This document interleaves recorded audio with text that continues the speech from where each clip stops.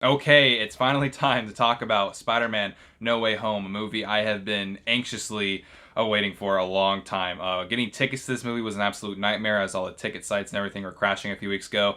If any of you guys have seen it yet, or if you've gotten your tickets for this weekend, I'm sure a lot of you guys have kind of encountered the same thing, especially if you're here in the LA area. It was absolutely nuts. I really enjoyed my time in the theater last night watching it, and it was worth all the stress trying to get the ticket. This review right here is not going to contain any spoilers. I will do a spoiler discussion video that will be uploaded tomorrow, and that's what's going to have all the spoilers in it. So this is going to be spoiler free, and it's going to be my review on Spider-Man No Way Home.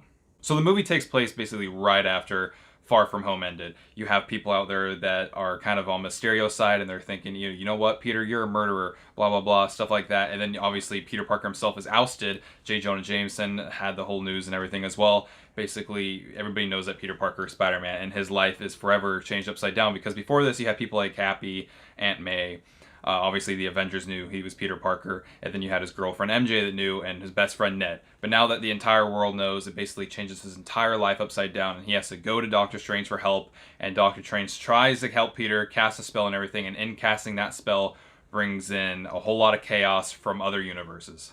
And so like we've all seen from the trailers, we've seen that we have villains from Tobey Maguire's universe, like the Goblin and Doc Ock, and then we have villains from Andrew Garfield's universe, like Electro and Lizard and everything. So none of that stuff is new, and those characters are in this movie, and I actually think they all do a really good job. One thing I was kind of worried about is because, listen, I've seen The Amazing Spider-Man 2.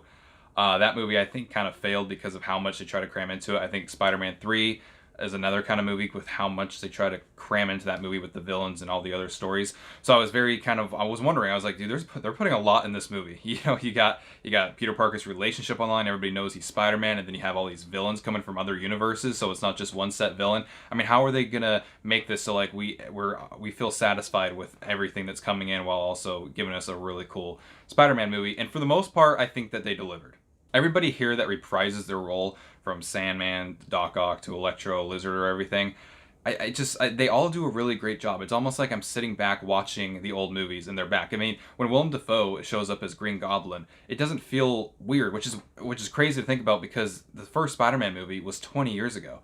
And it would be very easy to, I feel like, see Willem Dafoe and be like, and I'm sure they use some de-aging techniques on all the actors and stuff in this movie, but I think it would be very easy to like see some of these actors come back and you can just tell that time has actually passed them by, and maybe they're not doing the voice as well as they could have, or maybe their mannerisms aren't up to par. But every actor that comes back and plays the villain in this movie does a really good job. And I think John Watts, in general, just with the direction of this movie, this is definitely the most beautiful Spider-Man movie we have seen here in the MCU with the shots and everything. Because the other two Spider-Man movies, while I have liked them, they've always kind of seemed kind of bland or whatever. And one of my biggest critiques about the MCU Spider-Man movies, and I talked about this when I was reviewing all the Spider-Man movies leading up to this movie, was as cool as it is to see Spider-Man swinging, we don't really get a lot of shots of Spider-Man swinging in the MCU.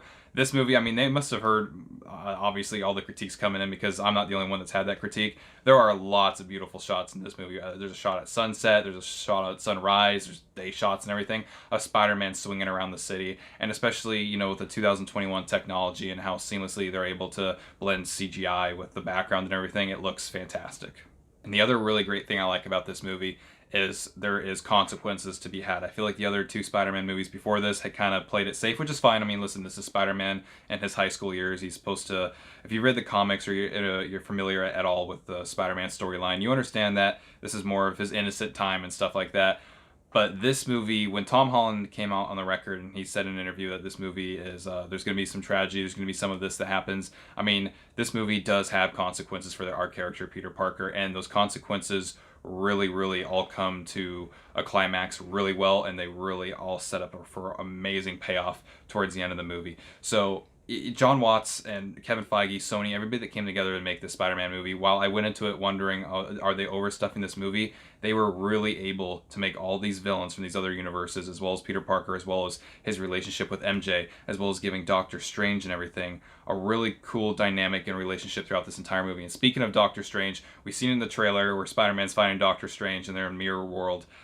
Listen, that entire scene is absolutely fantastic, and it just made me, when I was watching that scene, I just was like, oh dude, I can't wait for the second Doctor Strange movie, because that scene itself, I was like, dude, I want more of this, because that scene in this movie is about maybe like 3 or 4 minutes long, but in Doctor Strange movie, we're going to be getting like long segments of stuff like that. But Doctor Strange is really, really cool in this movie, and I almost forgot, because when he came on screen in this movie, even though I've seen the trailer multiple times, I was just so focused on Spider-Man and all the characters around him that I totally even forgot that Doctor Strange was in this movie. But Doctor Strange did a terrific job in this movie, and I feel like everybody else surrounded by Peter Parker, all the villains, the actors and everything, Zendaya came to play and everything as well. Everybody did a really fantastic job in this movie.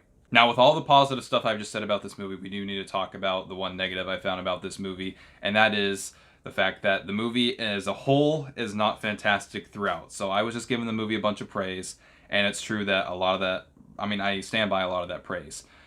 It's hard to delve into exactly what I mean when I'm about to call this movie messy, and when I'm going to start saying when it stops becoming messy, because the trailers for this movie are kind of mostly showing stuff that happens in the first half of this movie, and this is a non-spoiler review, so I have to be very careful with what I say here. But the first half of this movie is rather messy, and I was kind of worried at that point, because I told you I was already worried going into the movie, and it wasn't bad or anything. When I say messy, I don't mean I was having a bad time. I didn't hate it. It just felt like somebody put a bunch of scenes in a mason jar, or like a bunch of ideas, and like shook it up and like was pulling stuff out, because it was all over the place tonally and otherwise. And there's some comedic bits that worked, some that didn't, but it was kind of taking a while to really almost get going. But like I said, I wasn't bored or anything. It was just a very messy opening, and then something happens at the midpoint of this movie that changes everything. And from that point on, like the last hour, last 45 minutes, whatever it was, the movie becomes absolutely amazing. So all throughout the movie as a whole, all throughout, was not like a masterpiece or anything, but the last 45 minutes, I'd argue, was some of the best time I've ever had in a movie theater before. I mean, people in my theater were going wild. It was very fun seeing opening night, and it's just, I feel like in the beginning of this movie, we're seeing, Spider-Man in his, in his high school years and everything, right? And then, as we get further and further into the movie, we're finally kind of seeing, we know what Spider-Man is. And what I mean by that is it's like he's finally like earned that name Spider-Man, because it's almost like, he's finally grown into that man now. So he can now be Spider-Man. And that's what I really liked about this movie. It was very much a stepping stone into where these movies are going to go next. And this trilogy as a whole has been pretty good so far. And this movie, it lived up to my expectations. I was a little worried there. First half of the movie, it was kind of over the place. But the last half, and especially last 45 minutes, really just, it sold me. And I'm going to go see this movie again sometime next week. And I'm very excited to see it again, just because seeing this movie in an audience, and if you're someone that feels safe enough to go back to theaters, I'd argue this is almost something that you have to see in a theater, because it's just the experience you're going to get with other people. Now, I will bring up one other thing that I could see possibly hurting this movie in the future. This movie does something that The Force Awakens and The Rise of Skywalker did, and what that is loads of nostalgia. Nostalgia's fine, and fan service is fine as well. The problem with having too much of that is a lot of times it works the first viewing, or if you see it multiple times in the theaters, as long as you have like different crowds around you and those people haven't seen it, it's fun to like see other people's reaction to stuff. Like, oh, look at that thing. But as a movie, like whenever this comes out to streaming, or if you were to buy the Blu-ray or anything of it, it's one of those things where I feel like the first half of the movie, and this is another reason I was calling it messy, there's so much fan service that you almost wonder, like, if you were to buy this movie or watch it in the future, once all the